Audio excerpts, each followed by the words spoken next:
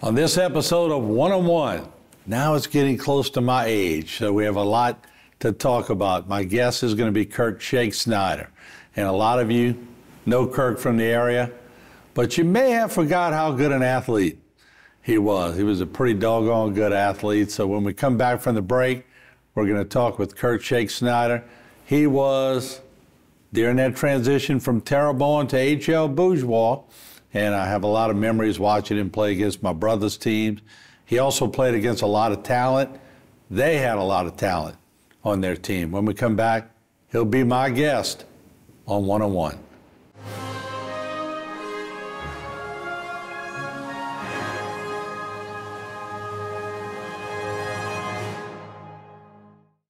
One-on-One is brought to you by the law office of Waits and Downer.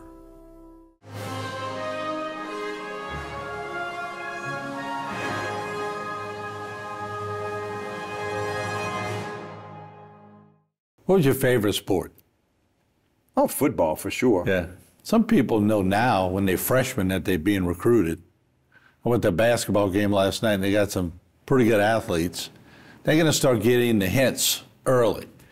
When did it come for you? My junior year, I started getting some letters from some of the local schools, Southeastern, USL, and I'm like, wow, what do you mean? I might get a scholarship or something, I'm like, I had no clue other than that, and there weren't Facebook no. or messages. No and it cell normally phones. comes from a typewritten letter that you get, and a lot of times the letter had misspelled words, so the coaches were doing the typing, Right. I guess, or whatever. But what do you remember most about it, being recruited? It was just an honor to even be, mentioned at possibly playing at that level. Who was coaching at, was it Bob Cole, or who was at USL at the time? It was Russ Falkenberry. Really? Yes. Falkenberry, where's that from? He had been there for a long time. In fact, my oldest brother was at USL in '68, and he was the quarterback. Okay. I mean, he was the coach. And then I came in a transition period. Augie Tamarella had come from, I think he was at Colorado, and he had got the head coaching job, but they moved from the Raging Cajuns, from the, what was their previous name? Anyway, we became the Raging Cajuns that year. Right. What was that transition like from high school to college? Oh, it was a big transition. I mean, high school, you kind of just went out, did your thing, and, did your best. When you got to college, they had philosophies. They taught you different things. You had to extremely work out, training, stretching, all that stuff. It was definitely a big transition, but a welcomed one because, I had no idea. We had an excellent receiver coach at USL and taught me a lot of stuff, and got to play with some really good players. One fellow had a track scholarship for 4 years, and they gave him a football scholarship to finish his education. His name was Harold Porter. Oh, yeah. Yeah. And funny guy, just a great guy. And then we had a kicker that was played in the pros for Raphael Septien. Oh, wow. Yeah. And he was my suite mate. Yeah, Raphael Septien. He did pretty well. Mm-hmm. So USL had some good kickers. Yes. Throughout the years. Richie came in a few years back, but he also had a professional career. I'm trying to think of the one who was after Raphael Septien. He was there when Harry McCullough and Brian Molizone were playing baseball, but John Rivetto, he was pretty good too. Yeah. They were all good. They just recruited well against a lot of kickers. You get there and you talk about Harold Porter, but the talent when you get to college, what's the difference between high school and college? Oh, it was a big difference. Yeah. When I got to USL, they used to keep a depth chart, and I was number 5 on the depth chart. Coming out of high school where, you were the man. Yeah. So it was a big challenge to move up the ladder. So. But how did you go through that process? Because I want to talk to a lot of the younger kids who are number 1 when they leave their school. They got that little strut with them. And when they get to college, the strut ain't there anymore because they realize, hey, they got some pretty good talent out there. You got to figure most everybody on the field has a scholarship, so they had to be somewhat the best in high school, and they're getting a free education to play the sports. So yeah, there is a lot of talent, a lot of speed, a lot of everything, and you kind of gear yourself, where do I need to be to play in this league? And so you just work harder and you try and do better, and Yeah, it's a big transition. It never fails that our conversations at the coffee shop if you're sitting there talking with Brian Gano or Paul Hopgood, who had some really good track teams. Oh, yeah.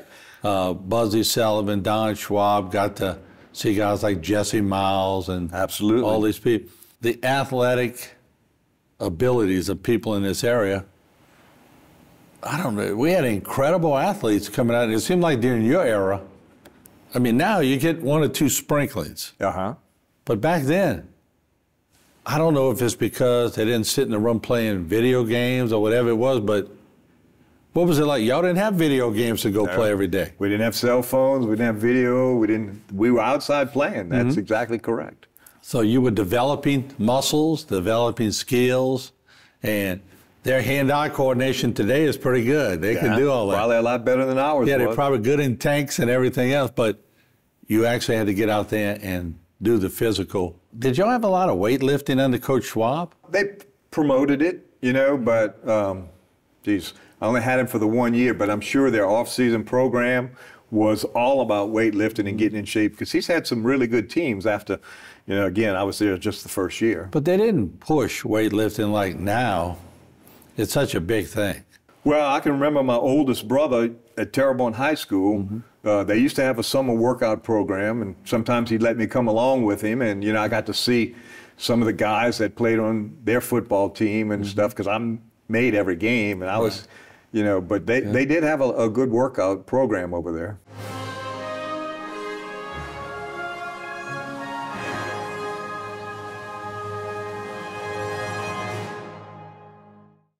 For all of your cases, including those with catastrophic significance, call Waits and Downer Law Firm.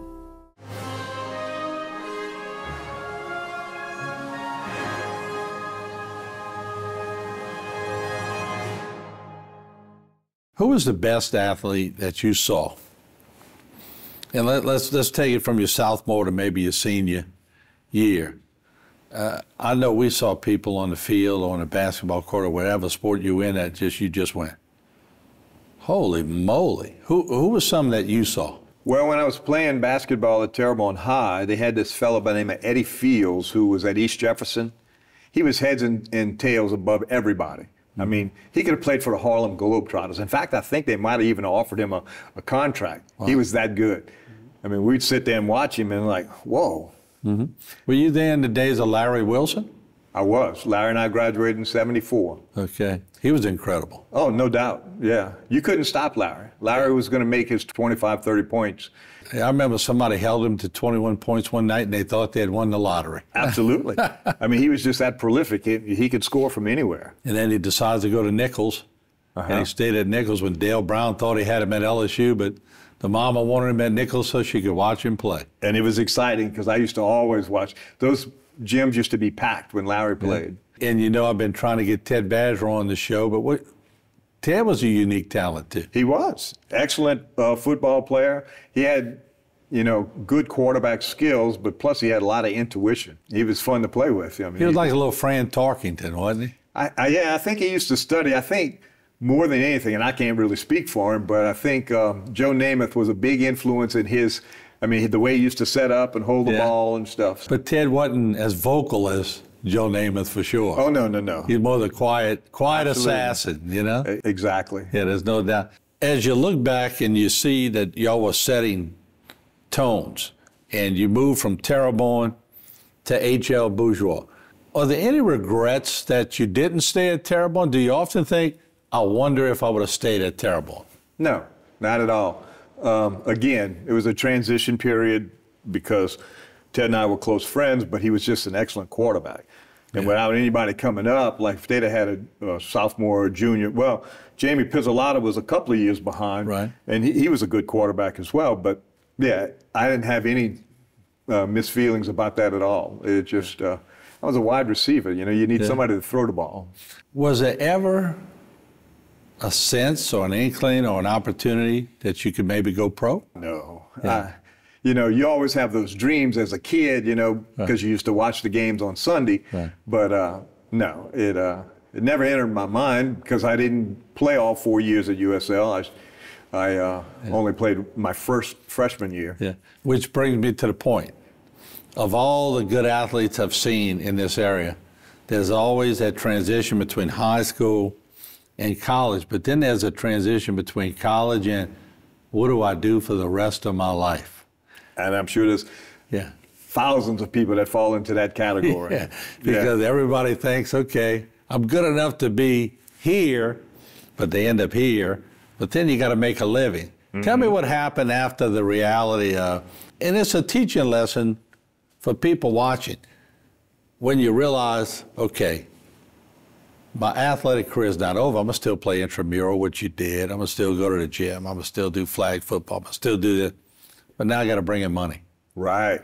Big. How was that transition? If you didn't prep for the future, you know, it kind of snuck up on you. Money's always needed, but if you didn't have a career goal, you know, there's a transition period where you just kind of float around until something strikes it and you kind of grow up and say, hey, I need to do what I need to do. And so I had several jobs, you know, and I was very fortunate because in those days, jobs were easy to get. I mean, they may be as well now, but I mean, the jobs I had weren't easy. And I think my dad kind of like, yeah, you need to do that. Sandblasting, painting, working offshore, roughnecking, roustabouting, you know, doing anything and everything to make money. But you weren't brought up soft. No, not at all.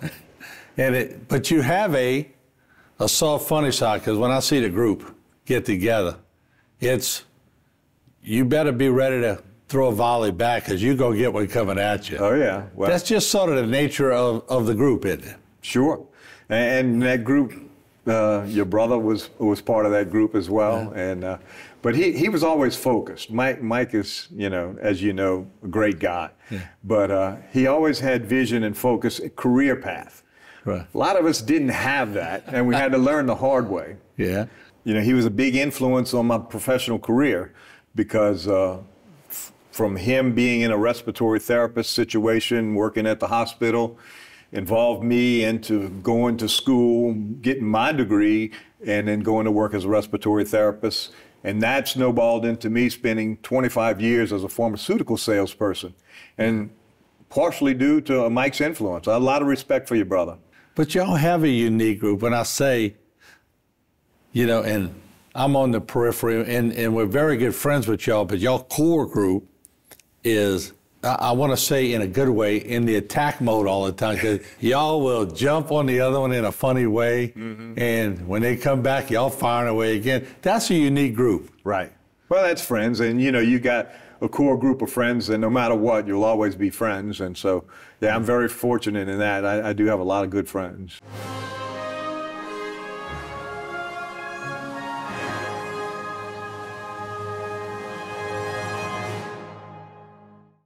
For all of your cases, including those with catastrophic significance, call Waits and Downer Law Firm.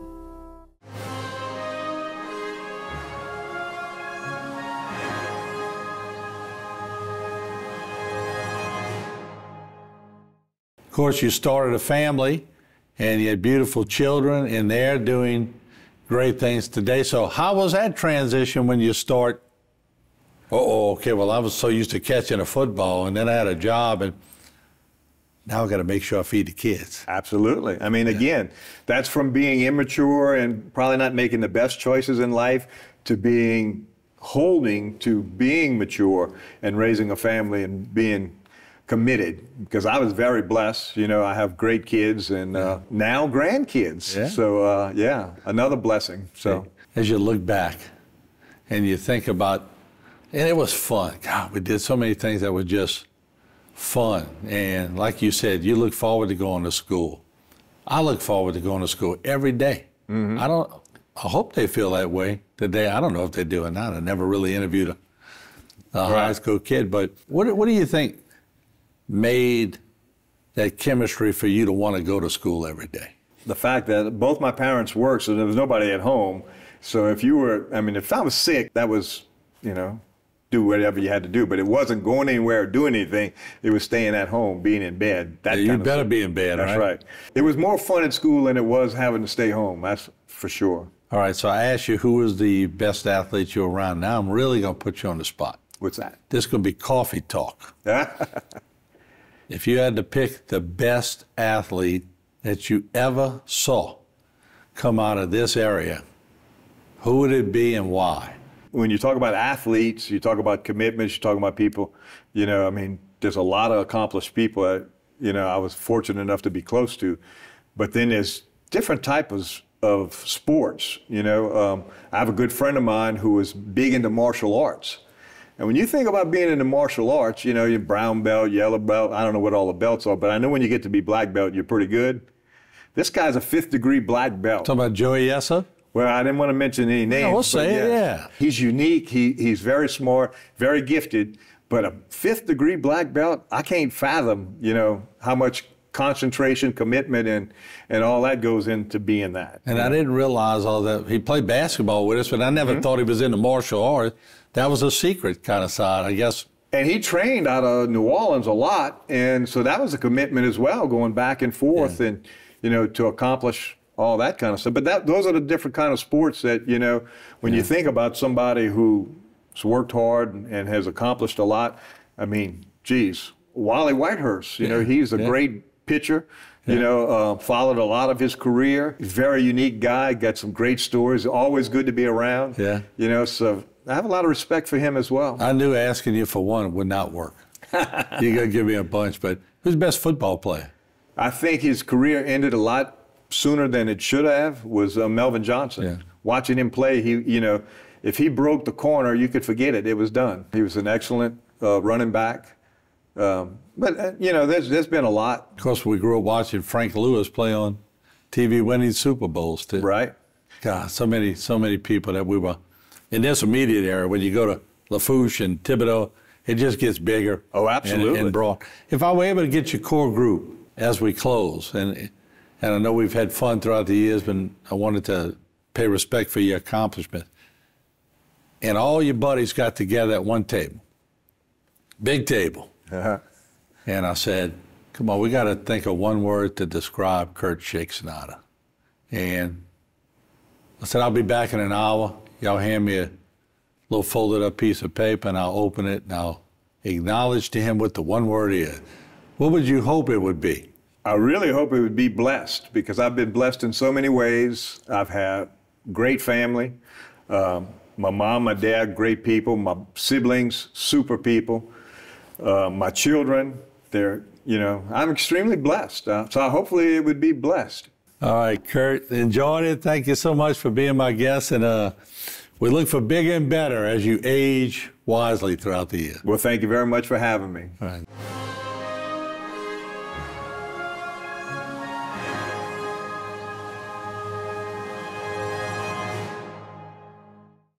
For all of your cases, including those with catastrophic significance, call Waits and Downer Law Firm.